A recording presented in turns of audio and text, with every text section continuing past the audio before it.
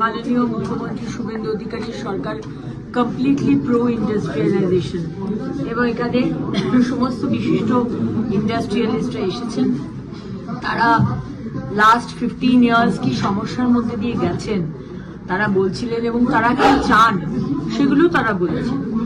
এই সমস্যাগুলো আমরা সলভ করার চেষ্টা করব এবং আমি বলেছি প্রপোজাল পাঠাতে, আমার দপ্তর রিলেটেড যা হবে আমাকে পাঠাতে এবং মাননীয় মন্ত্রী স্বপন দাশগুপ্ত রিলেটেড সাবজেক্টে পাঠাতে।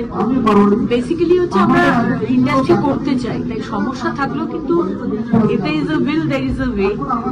সরকারের উইল আছে, সুতরাং ওয়ে বেরিয়ে যাবে। ইন্ডাস্ট্রি জায়গায় ইন্ডাস্ট্রি হবে।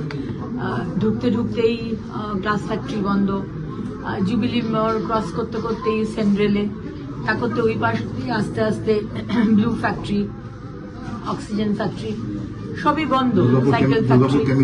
সুতরাং 42,000 কোটি টাকার ইনভেস্টমেন্ট এসছে কেন্দ্র সরকার থেকে। আমুলের নতুন ফ্যাক্টরি খুলছে। সুতরাং আশা রাখুন আরো অনেক কিছু হবে, ভালো কিছু হবে।